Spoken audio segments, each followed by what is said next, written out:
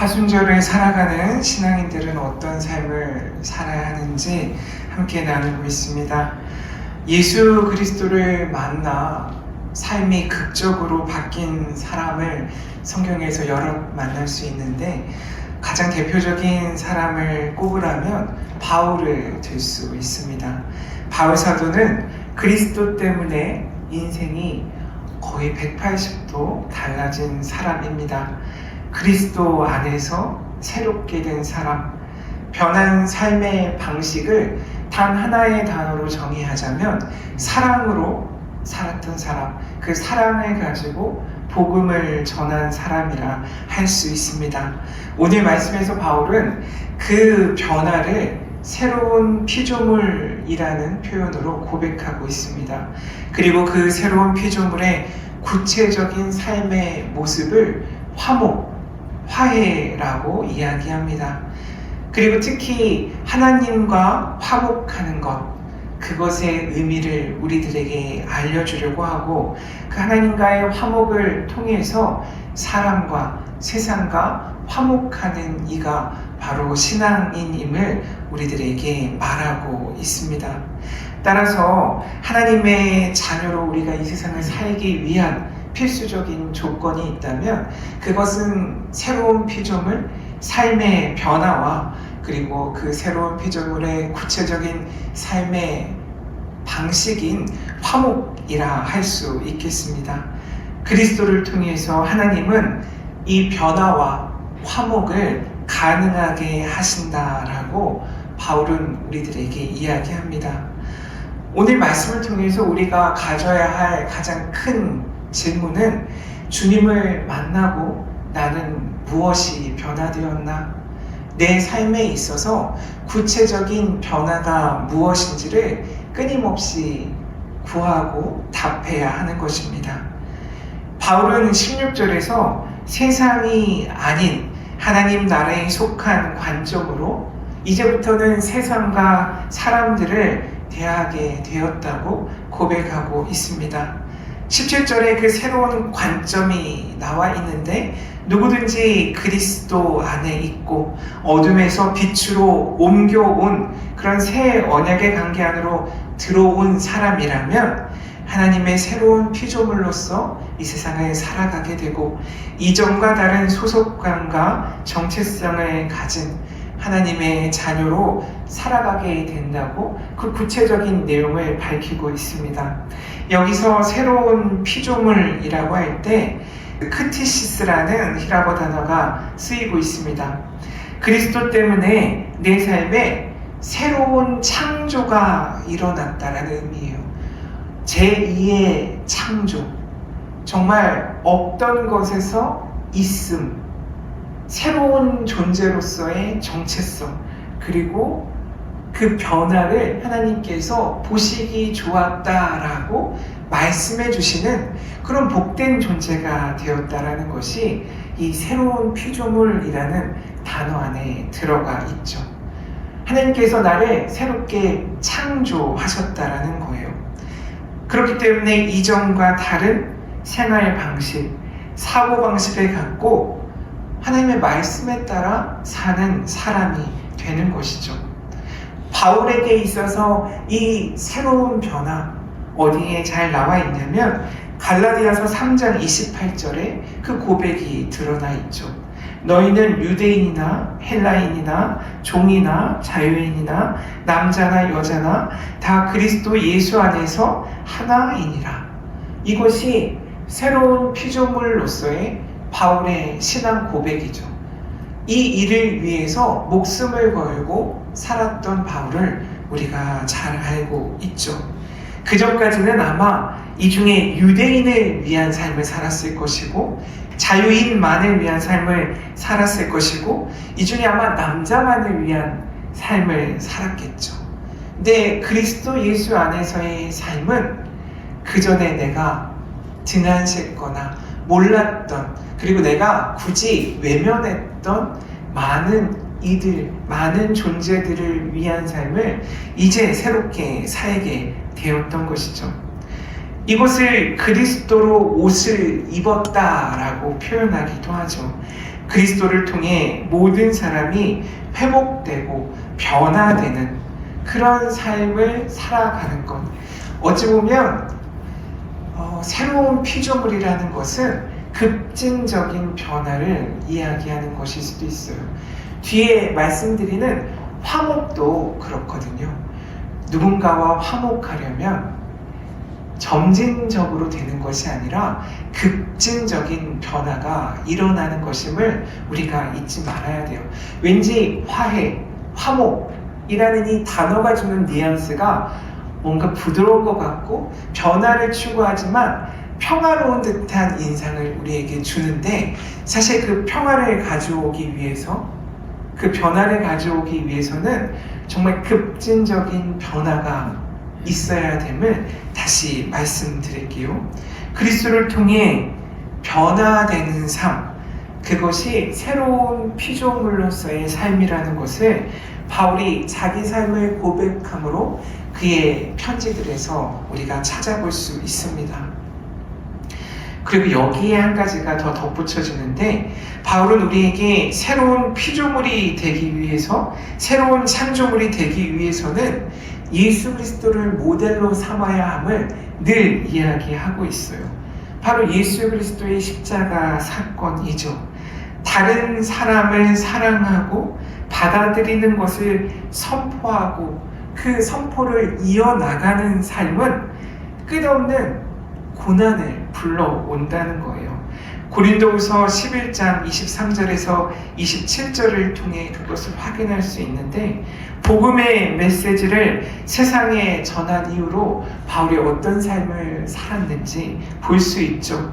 감옥에 갇히고 채찍질 당하고 매를 맞고 배고프고 목마르고 추워지고 벌거벗은 삶을 살았다라고 그가 고백하고 있죠.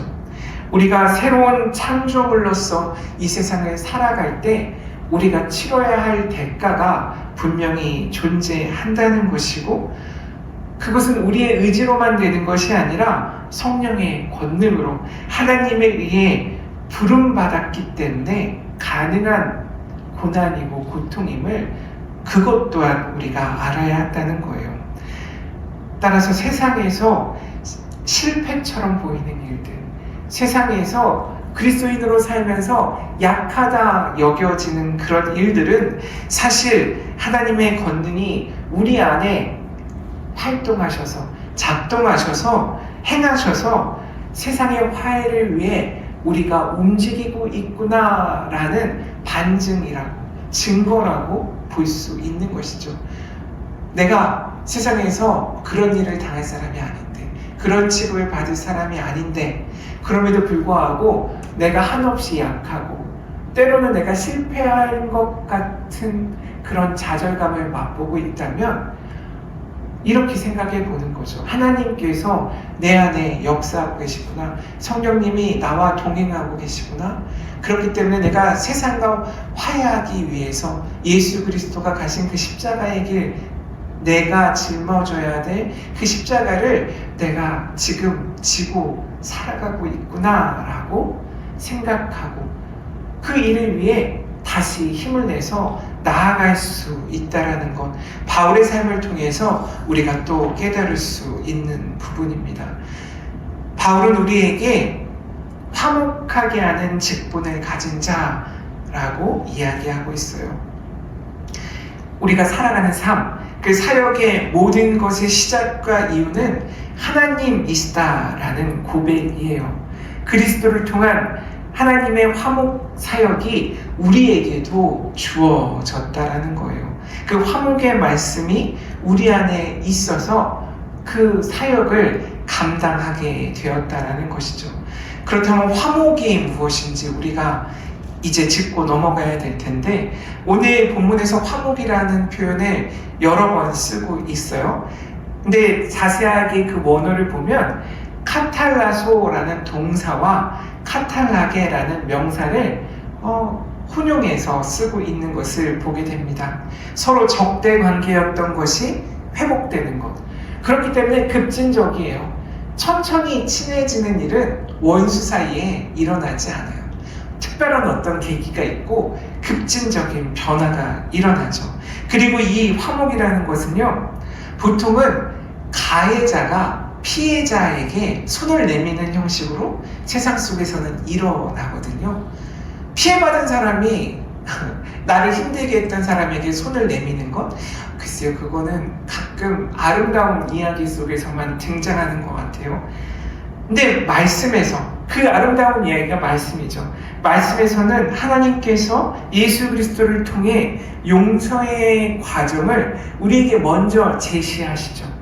세상의 질서와 통념과 다른 하나님의 방식, 그것이 사랑이라는 것을 우리가 알게 되고, 이렇듯 화목이라는 것은 하나님이 우리에게 다가오는 방식이고 그것을 우리가 따라해 보는 거예요. 내가 많이 가졌고 내가 힘이 있기 때문에 누군가에게 화목과 화해를 이루는 것이 아니라 내가 어떤 처지에 있든지, 때로는 내가 그리스도인으로 이 세상을 살아갈 때 약함과 실패를 경험하는 그런 순간이라도 내가 먼저 손을 내밀고 하나님의 방식대로 그 사랑으로 먼저 화목을 청하는 것이 바로 화목하게 하는 직분을 가진 자라는 의미이죠. 그리고 이 카탈라기의 뜻을 조금 더 들여다보면 다른 것을 교환하다라는 의미를 가진 이 알라소라는 단어랑, 그리고 어떤 위치, 어떤 상황 아래라는 뜻을 가진 접두사 카타가 붙은 단어거든요. 서로 다르지만 상응하는 것으로 교환하다라는 의미를 가진 단어가 바로 카탈라소예요. 결국에는 이 화목이라는 것은 먼저 손을 내밀어 주는 주체가 있지만, 그것이 하나님이시고 예수 그리스도의 사랑이지만, 우리도 그에 상응하는, 서로 손을 맞잡는 그 행동이 뒷받침되는 것이 바로 이 화목이라는 거예요. 서로 다르지만 상응하는 가치로 교환하다라는 의미를 우리 삶 속에도 적응해야 되는 것이죠. 하나님과 우리가 화목된다는 것은 하나님께서 사랑과 생명의 말씀으로 우리를 채우시는 것, 그에 상응하는 우리의 행동, 우리의 고백이 뒷받침되어야 되는 거죠. 우리 역시 그 사랑과 생명의 말씀으로 매 순간 하나님을 바라보고 또 기도로 하나님과 만나고 그 말씀의 귀를 기울임으로 주의 영을 따라 행하는 것, 이것이 서로 어울릴 때, 하나 될 때 바로 화목이 이루어지고, 또 그 화목으로 하여금 나도 세상과 그리고 이웃과 그 화목을 이루어 나갈 수 있다는 것, 그 의미가 이 화목이라는 단어 안에 담긴 뜻입니다. 그리고 또 화목의 또 하나의 숨겨진 의미는 바로 지속성이라는 거예요. 아까 원수를 사랑하는 것이 화목과 연관된 극단적인 예라고 말씀드렸는데, 원수는요, 한번 용서하는 일회성으로 내 안의 모든 것들이 해결되지 않아요. 원수랑은 용서뿐만 아니라 화목의 관계가 필요하거든요. 화목이라는 것은 그 원수와 끊임없이 관계하면서 정말 원수를 사랑하게 되는 놀라운 일이 일어나야 되고, 그 과정이 필요한 거죠. 그래서 그 안에 시간이 함유되어야 돼요. 단순한 어떤 관계의 좋아짐, 용서로 끝나는 것이 아니라 지속성이 거기에 이어질 때 바로 화목이 이루어지는 거죠. 그 관계가 실제로 이어지고 그 대상들 간의 그 관계를 누리는 그 과정까지 의미하는 것이 바로 화목이죠. 그리고 우리가 이 바울의 서신에서 가장 중요한 개념이라고 생각되어지는 칭의가 있죠.